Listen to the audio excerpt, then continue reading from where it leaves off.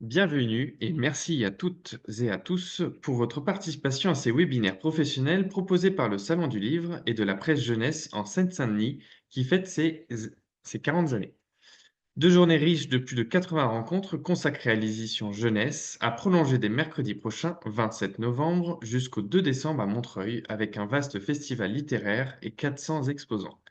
N'oubliez pas de télécharger votre accréditation professionnelle sur slpj.fr qui vous permet d'accéder à l'événement durant toute sa durée. Nous attendons nombreuses et nombreux. Pour l'heure, nous donnons la parole à Nicolas Gilsoul, auteur-illustrateur, et à Charlotte de Prémard, responsable éditoriale des éditions Robert Laffont, pour l'album Le Renard du Père-Lachaise, un album jeunesse à la rencontre des animaux de nos villes. N'hésitez pas, pendant le webinaire, si vous avez des questions, à les faire remonter dans la rubrique QR située au bas de votre écran. Très bon webinaire à toutes et à tous. Bonjour à tous, je suis Charlotte de Prémard, donc éditrice aux éditions Robert Laffont, en charge de la jeunesse. Et je suis accompagnée aujourd'hui de Nicolas Gilsoul, que je suis très heureuse de vous présenter. Il est auteur-illustrateur et il vient de publier au mois d'octobre un album pour enfants qui s'appelle Le Renard du Père-Lachaise. Voilà. Ce livre, il raconte l'histoire d'un enfant, Benjamin, qui veut prouver à ses amis qu'il n'a peur de rien. Et pour cela, il décide de se faire enfermer une nuit dans le cimetière du Père-Lachaise en se cachant entre les tombes. Lorsque la cloche sonne, personne ne le voit et il se retrouve donc prisonnier de ces murs. Il a d'abord un peu peur, évidemment, c'est quand même très inquiétant cet endroit, mais peu à peu, au détour des tombes et des sépultures, il va faire la connaissance d'une vie inattendue et de tous les habitants qui composent le cimetière et qui vont l'emmener dans une course folle. Alors, Nicolas Gilsoul, il est l'auteur de nombreux livres pour adultes, des livres qui traitent du sujet du vivant, de la faune, de la flore, de nos villes aussi. Il est chevalier des arts et des lettres, Grand Prix de Rome, architecte paysagiste et docteur en sciences.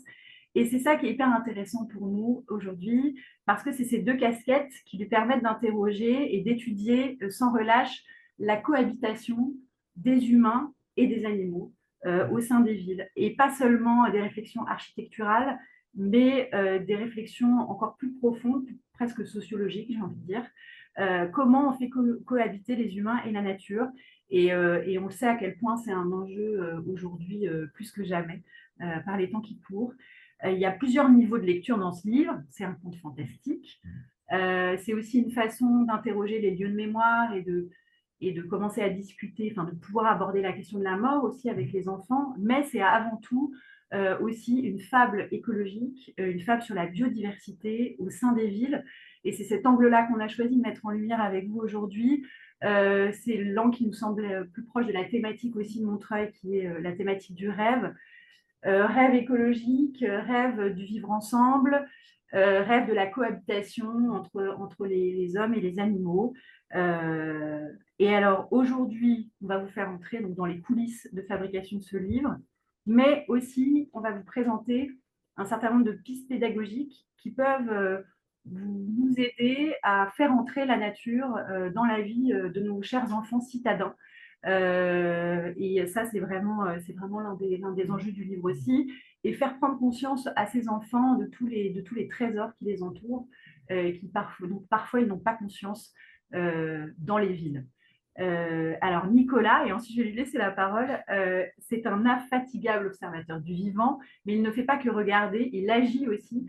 C'est une espèce de chevalier ou d'Indiana Jones des temps modernes, et il a le talent fou pour réussir à s'immiscer dans des endroits inattendus, garder secret, des endroits dans lesquels a priori on n'a pas le droit de pénétrer. Et ça a été le cas pour le Père Lachaise. Il a réussi à s'y faire enfermer une nuit. Il va nous raconter à présent l'aventure de cette folle nuit d'orage. Folle nuit d'orage, ouais. Parce que là, il neige en ce moment, mais c'était une folle nuit d'orage. Merci Charlotte. Bonjour à tous. On va vous partager un petit document.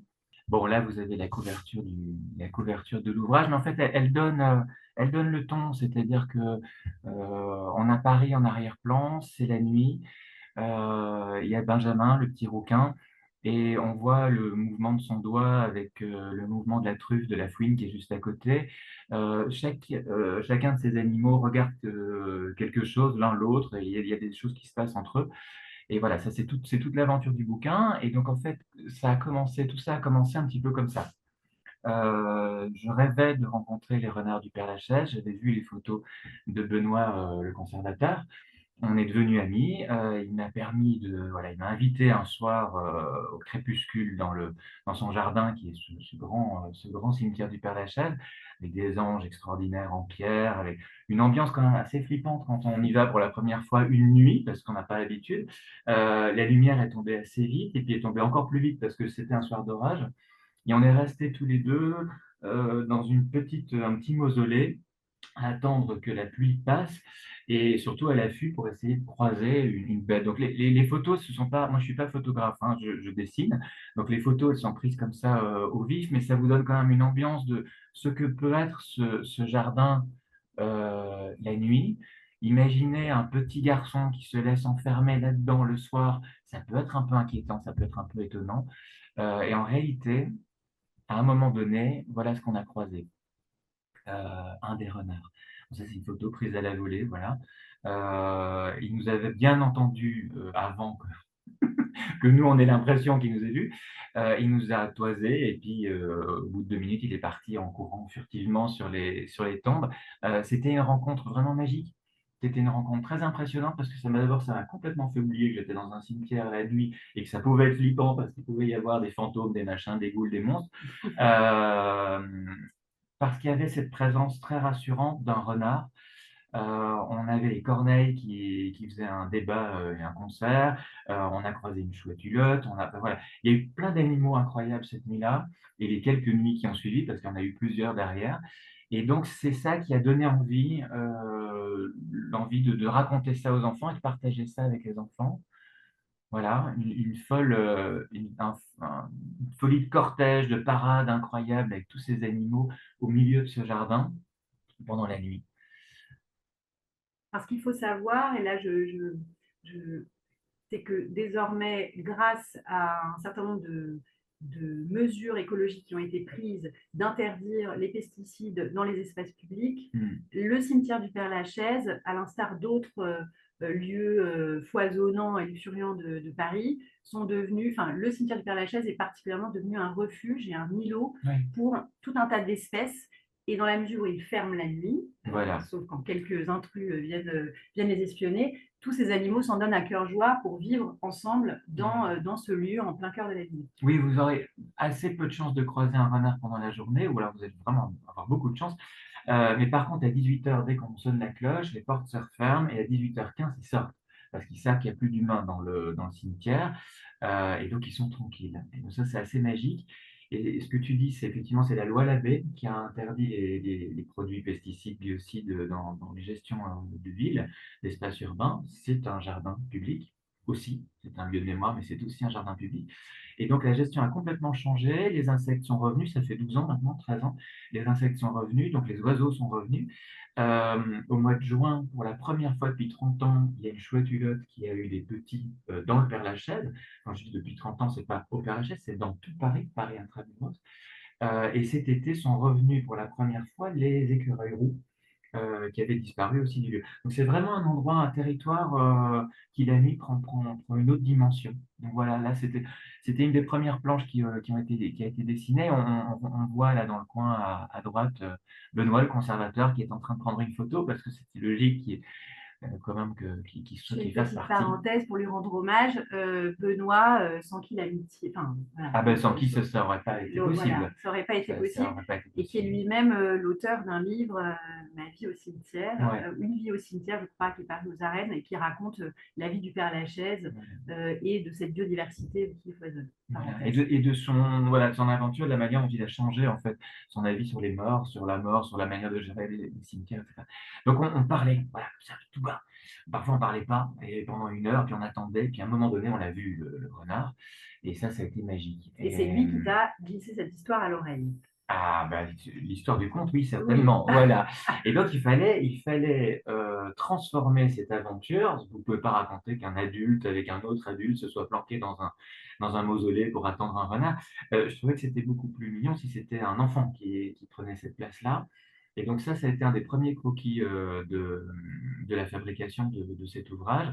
Il fallait trouver un petit garçon qui avait une coiffure un peu particulière, qui avait des attitudes un peu particulières. Alors, j'en ai deux à la maison, donc c'était assez facile de les regarder. Et puis, est-ce que le renard est une peluche? Est-ce que le renard est un animal sauvage? Quelle est la distance qu'il y avait entre lui et cet animal sauvage? Et donc, ça a été vraiment les premières esquisses. Et à partir de là, il y a une histoire qui s'est constituée.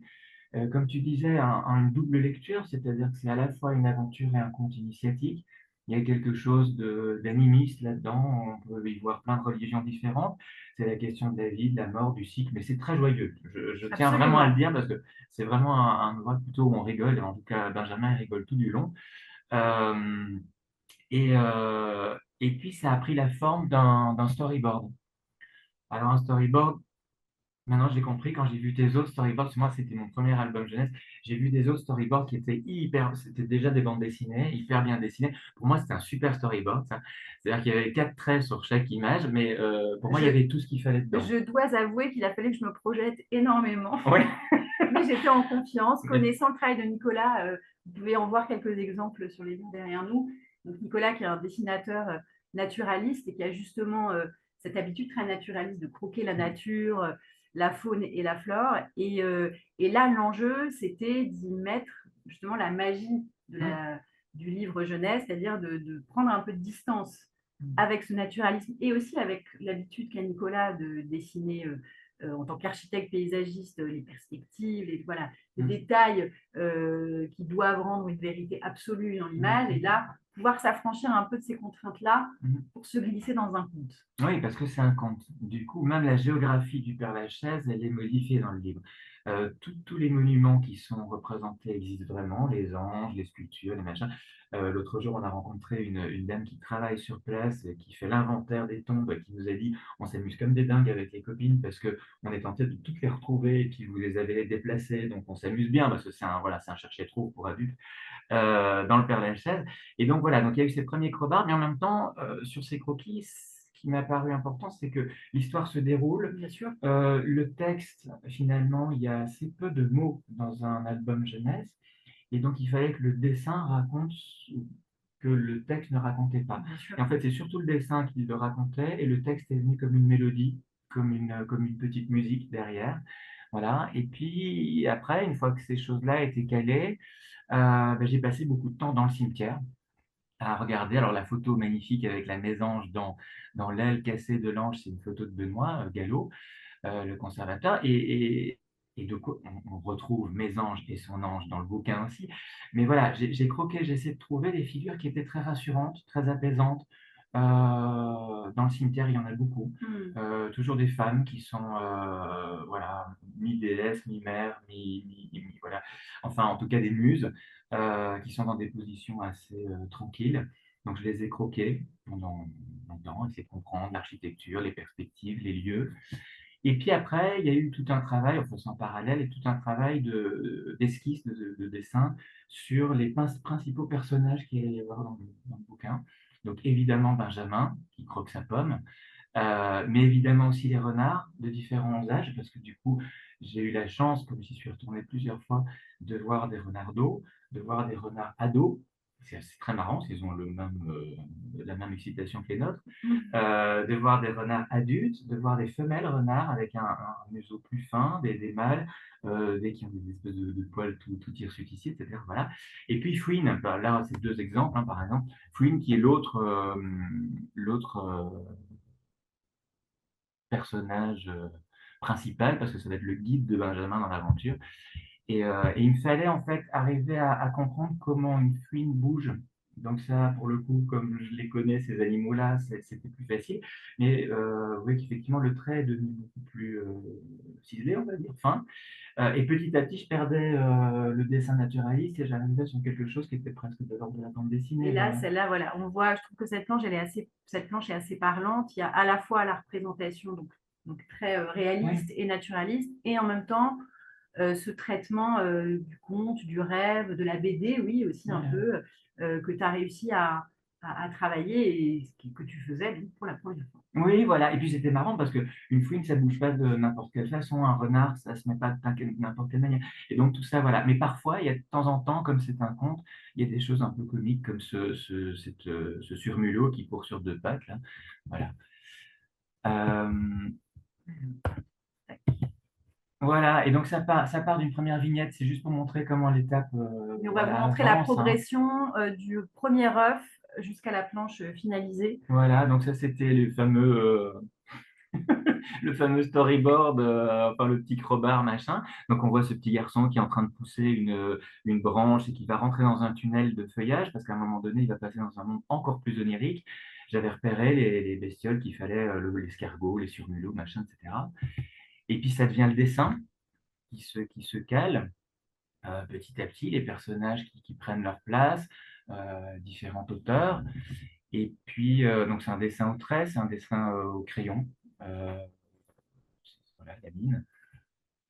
Et puis là-dessus, il y a toutes les indications. Oui, parce que je précise donc Voilà. ensuite, la couleur, pour la couleur, on a confié ce soin-là qui est ô combien important, et surtout en littérature jeunesse.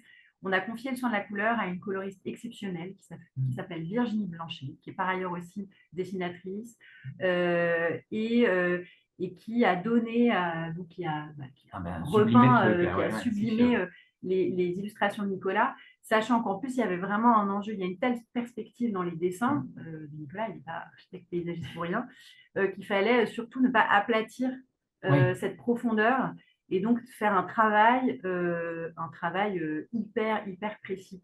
Et donc ça, voilà, c'est un exemple en effet d'une page qu'on a donnée à Virginie pour lui donner aussi pour qu'elle-même se repère dans la colorisation de ces pages. Et donc c'est hyper détaillé. Où sont les animaux, ne pas confondre la canopée et l'éventuel nuage, où sont les branches, qu'est-ce que ça dit. Le premier plan, voilà. l'arrière-plan, d'où vient la lumière. Exactement. Et puis comme on va en parler après, mais comme à la fin de l'ouvrage, il y a un chercher-trouve qui est un vrai support pédagogique, mais on va vous en reparler. Les animaux qui sont représentés, une mésange bleue, c'est pas une mésange charbonnière, donc elles n'ont pas les mêmes couleurs. Un surmulot et un campagnol, ça n'a pas la même couleur, ça n'a pas la même forme d'oreille. Donc il fallait aussi que ces personnages aient les bonnes couleurs, les bons poils, etc. Voilà, donc, car autant on pouvait s'affranchir de plein de choses en racontant ce conte, autant en effet tout ce qui avait trait aux vivants et aux espèces qu'on s'amuse à montrer, il fallait que ce soit le plus précis possible ensuite. Oui, voilà. Et puis voilà, le plus juste, parce que l'objectif, voilà, donc on voit le travail formidable de Virginie. On retrouve ici, c'est une planche où il y a que 2 plans finalement, et vous allez voir qu'il y a des planches où il y a parfois beaucoup de plans. Et voilà la manière dont elle a travaillé, parce que tout l'enjeu, c'était d'en faire une sorte d'aquarellé. Donc il y a les 4 étapes, les aplats de couleurs. C'est sur une autre planche parce que voilà. Sachant qu'elle-même travaille et aquarelliste, elle travaille en traditionnel, mais elle a été très longtemps donc, coloriste pour la bande dessinée notamment, et des couleurs qu'elle faisait en numérique, vous pensez bien. Et donc là, on va voir en effet un certain nombre d'étapes d'aplats de couleurs. Évidemment, quand on regarde rapidement comme ça, on peut avoir l'impression que c'est simple comme bonjour. Ça a été un travail de longue haleine et beaucoup de dentelle. C'était de la dentelle. Oui, parce que là, c'est une planche qui est beaucoup plus simple par rapport à d'autres. La première, voilà, deuxième base d'aquarelle numérique. Puis les ombres qui creusent. Et là, c'est très important parce qu'en plus, on a une perspective et on doit voir des personnages qui se dédoublent, plus que ça encore, et qu'on voit creuser un peu son petit chemin le long de cette allée. Voilà. Et puis finalement, lumière, ombre, et on voit Benjamin qui fait le singe en fait petit à petit et qui tire une plante, qui regarde au-dessus d'une tombe. Enfin voilà, Et ça a été amusant ensuite, nous, de traquer un peu les aplats fautifs, parce qu'il y a des moments où aussi, parce que le dessin est foisonnant et plein de détails, pouvait y avoir un bout de stèle qui avait été pris pour un bout d'arbre, alors qu'en fait non, ou inversement. Et donc, ça a été aussi pour nous un chercher-trouve Oui, oui, oui, oui, c'est assez vrai. ludique C'est vrai, c'est vrai. pour repérer tous les faux raccords, ou en tout cas toutes les petites incompréhensions éventuelles de l'image. Oui, et ce que tu dis, ça me fait penser justement, quand on écarte le cadre, là, le pélican qu'on voit sur le côté droit, c'est une sculpture. Et dans une de ses premières mises en Oui, couleur, elle avait fait en vrai pélican, en fait, comme oui. s'il avait vraiment atterri là au milieu du truc. Donc voilà, il y a Il des n'y a choses qui pas sont de assez drôles. pélican au Pas Père-Lachaise. encore, Pas encore. pas encore, mais tout est possible. Voilà. Et puis évidemment, il y a la 7e étape de la fabrication qui a été. Ben, moi, j'ai eu la chance, grâce à toi, d'aller chez l'imprimeur et de voir le travail formidable qu'ils avaient fait, de tester les chromalins, les machins, de voir la fabrication et de comprendre qu'il y avait 25 personnes différentes qui travaillaient sur un album comme ça. Je rappelle quand même, c'est un album qui est pas très épais. Et en même temps, il y a 25 personnes, celles qui plient, celles qui mettent le lettrage, celles qui coupent, celles qui assemblent, celles qui coupent. Ah ouais, moi, j'ai découvert ça, j'étais, j'avoue, c'est peut-être très habituel, mais moi, j'étais très, très heureux de découvrir Et quand on voit le cette chose-là. soin, en effet, que Nicolas a porté à son dessin et le soin que Virginie a porté aux couleurs, il fallait en effet s'assurer que ces couleurs ne seraient pas aplaties ou Oui, trop sombres ou à l'inverse trop voilà. Et d'ailleurs, on a pu faire quelques ajustements avec ces super imprimeurs dont je peux faire la publicité. Ils sont en Belgique, ils s'appellent Graphius et ils font des choses formidables. Et ces imprimeurs qui nous ont même conseillé à un moment de rehausser ouais, une chose plutôt qu'une autre. Et donc, c'était un dialogue vraiment chouette aussi ouais. à faire avec eux. Et là, vous voyez peut-être qu'il y a une planche sur le côté. C'est une des premières planches de l'album. Alors, on la voit comme ça. C'est une vue aérienne depuis la colline Sainte-Geneviève, donc le Panthéon. Et on commence l'aventure de ce côté-là et on va traverser tout Paris sur le dos d'un faucon pour atterrir de l'autre côté dans le Père-Lachaise. Et cette planche-là, non seulement à dessiner, elle a été compliquée, mais à mettre en couleur aussi, parce que voilà, il y avait un degré de détail qui était voilà, je crois qu'il y a 2 ou 3 planches, on voit. Mais celle-là elle me plaît bien parce que on voit tous les animaux qui sont en train de s'endormir, les uns qui veillent par rapport aux autres. Là, Euh, typiquement, ça a été coton à coloriser ouais, parce que ils sont tellement. C'est l'idée, voilà. Là, on est dans le vivre ensemble absolu, hein, n'est-ce pas? Et c'était l'idée de ces corps entremêlés qui se tiennent chaud, et toutes qui ces doivent être chauds. fourrures et qui doivent, voilà. Mm. Et il fallait pas mélanger la patte de l'un avec la patte de l'autre. On voit notamment les chats, les petits chats, les petits hérissons. Et donc, ça a été aussi assez amusant pour nous et pour Virginie de s'y retrouver dans ces couleurs. Et du coup, bon, à part les 2 blaireaux, parce que ça, il y en a pas au Père-Lachaise, mais sinon, par exemple, le grand chien qui est derrière, c'est Cannelle. C'est un personnage important dans l'histoire, un petit peu comme une sentinelle, comme un gardien un peu animiste de ce lieu. Cannelle a vraiment habité au Père-Lachaise. C'est un Malinois qui appartenait à un sans-abri qui s'est fait la malle et qui est venu se réfugier au Père-Lachaise et qui a habité là pendant presque 2 ans, aéré entre les tombes, mais personne ne la voyait vraiment, sauf ceux qui travaille sur le lieu. Et puis petit à petit, elle a pris de plus en plus ses aises et donc elle a commencé à marquer son territoire. Ça devenait un petit peu délicat, c'est un gros chien. Et il y a une bonne âme qui a décidé voilà, d'adopter Cannelle et aujourd'hui elle habite à la campagne. Mais elle devait faire partie de l'histoire parce c'est un personnage important évidemment dans le panthéon, dans le bestiaire de ces personnages. Voilà une autre planche où on voit une famille de renards, certains avec des mèches, bien sûr. Ce qui nous emmène donc à voilà, la seconde partie de cette présentation qu'on voulait mettre en valeur auprès de vous, c'est les pistes pédagogiques, enfin, c'est la forte volonté pédagogique du livre après le conte qui permet de plonger vraiment dans une histoire presque irréelle et Mm. onirique. Cette histoire, elle est nourrie par les vraies espèces qui composent Ouais. nos villes aujourd'hui. Et c'était vraiment important pour nous de pouvoir permettre à l'enfant non seulement de plonger entre les pages du livre à la recherche, de partir à la recherche de tous ces animaux dans les pages du livre, mais aussi de pouvoir partir à la recherche de ces animaux à Ouais. l'extérieur, dans leur propre ville. Oui. Oui, du coup, c'est important parce que c'est vrai qu'il y a ce conte, et puis derrière, il y a ce chercher trouve et ces 6 pages, avec, je sais plus, il y a une trentaine, je crois, d'animaux qu'on retrouve dans le livre, bien sûr, parfois pas dans la même position parce que sinon ce serait trop facile, et qu'on retrouve dans les parcs, les jardins, les bois autour de Paris évidemment, mais plus largement en France parce que ce sont des animaux assez, finalement voilà, habitués des villes. On retrouve là la chouette hulotte, la pie bavarde, le renard, etc. Et on va, pour chacun, on va avoir une petite information très, en même temps scientifique, mais en même temps c'est une anecdote. Alors c'est une vraie anecdote. Et c'est hyper ludique. C'est un bestiaire très, très ludique. Voilà, et l'idée, c'est que c'est des choses, alors j'ai essayé que ce soit des choses que vous ne connaissiez pas forcément. Et par exemple, les rouges-gorges, on en voit toute l'année. On a l'impression que ce sont les mêmes, alors qu'en réalité, ceux de l'hiver et ceux de l'été, ce ne sont pas les mêmes, parce qu'ils migrent. C'est-à-dire qu'il y en a qui viennent de Scandinavie, comme le chaud chez nous, et quand il fait trop froid chez nous, les nôtres descendent en Espagne, et remontent quand les Scandinaves remontent. Voilà. Et donc ça, ce sont des petites choses qui permettent aussi aux enfants de se familiariser avec ces espèces-là. Je pense notamment à un truc. Alors, j'avais sorti ma peluche escargot, mais c'est vrai que c'est des choses qu'on peut raconter. Si vous dites, par exemple, à vos enfants, tu sais qu'il y a un animal dans le Père-Lachaise qui a 30 000 dents. C'est assez flippant en soi. Bon, ben, si vous lui expliquez que c'est un escargot, tout va aller bien, beaucoup mieux. Voilà. Donc, il y a tout un tas de choses comme ça. On apprend des trucs sur les perruches vertes, sur, voilà. Et la tortue, alors, la tortue, c'est un personnage qui est, alors, qui existe en Île-de-France, la cistule, mais elle est en train de disparaître. Mais la tortue du Père-Lachaise, celle qui est dans le livre, c'est pas une vraie tortue. C'est une tortue qui est sous la tombe, sous la pyramide contre laquelle Benjamin s'installe au début de l'ouvrage.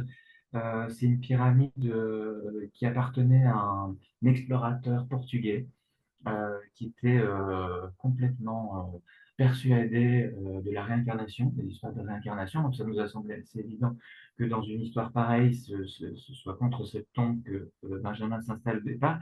Et dès la deuxième page, une des tortues qui porte la pyramide en réel dans la chaise, si vous y allez, elle est juste à gauche à l'entrée, euh, prend vie et va suivre le personnage pendant toute l'aventure. Voilà. Donc, ce qui est très important vraiment dans ce chercher-trouve, c'est qu'au-delà du côté ludique, il y a une vraie volonté pédagogique sur ce rêve écologique, sur cette réalité, cette loi Labbé qui a permis le retour de toute une série d'espèces, les villes qui sont aujourd'hui des refuges de biodiversité par rapport à nos campagnes qui sont sous pesticides, dont les territoires sont fragmentés.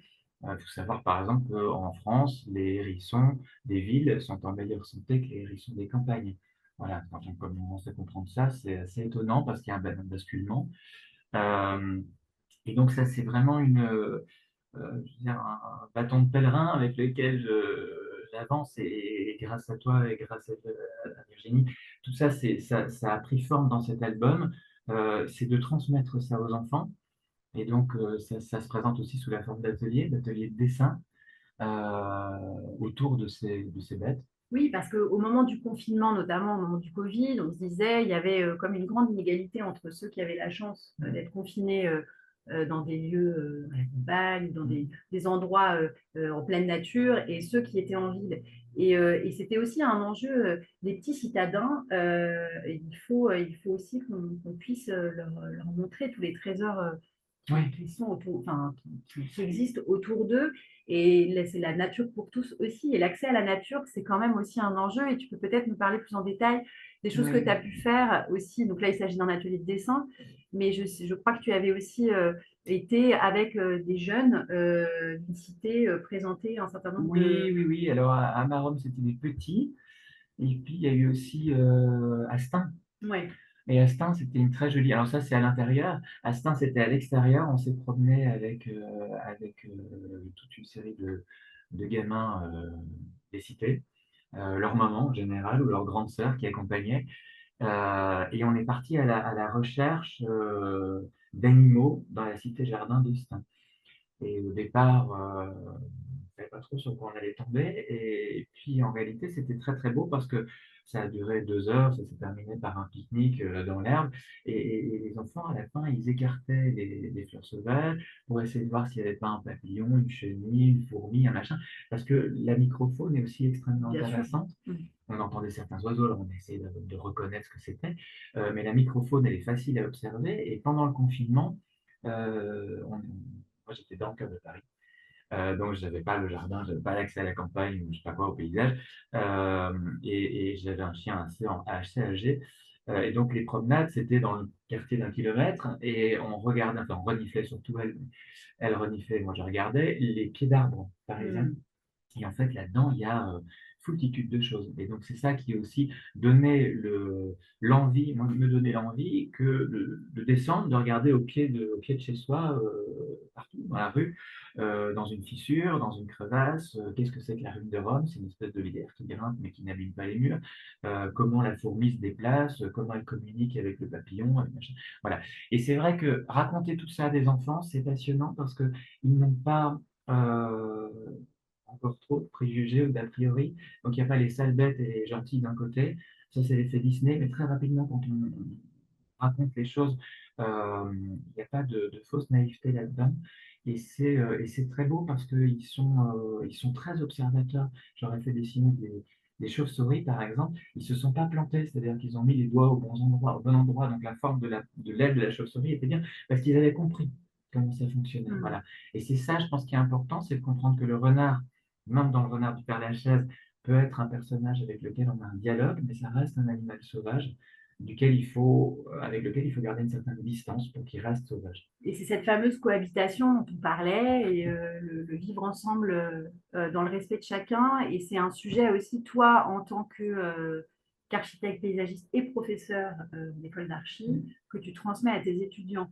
Là, on s'éloigne un peu, enfin, on va dans un, voilà, on grandit un petit peu, mais les questions du vivant, c'est aussi la question de nos habitats.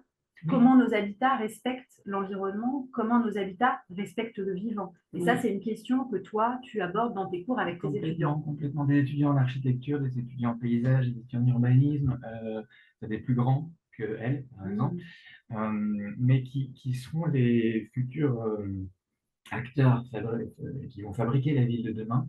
Et donc, ça me semble, là, ça fait 16 ans que je travaille là-dessus avec eux, ça me semble essentiel, en fait, qu'ils comprennent le processus pour éviter de continuer les erreurs qu'on a fait jusqu'ici, c'est-à-dire de fragmenter l'espace, d'interdire le ruissellement des eaux, d'utiliser des matières qui ne vont pas permettre suffisamment d'anfractuosité pour une microfaune ou pour les oiseaux de venir s'installer.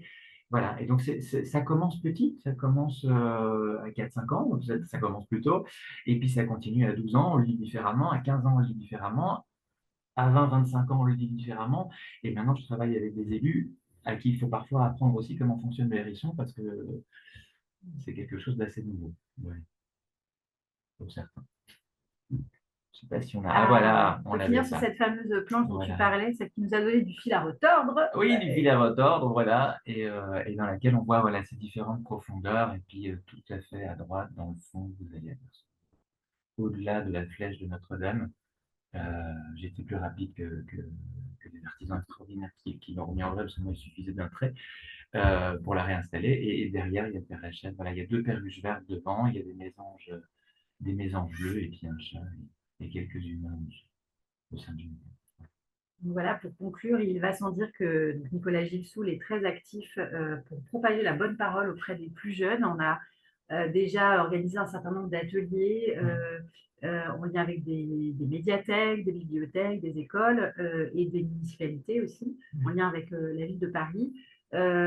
Ça se passe au Père-Lachaise, mais vous l'aurez compris, ça parle de la faune urbaine d'une manière générale. Et ça, c'est bien précisé dans le Chercher Trouve à la fin. Et donc, on se tient à votre disposition. Nicolas sera en dédicace sur le stand de Robert Laffont. On est au rez-de-chaussée, au stand J3. Et il dédicacera son album Le Renard du Père-Lachaise de 10h à midi, samedi prochain.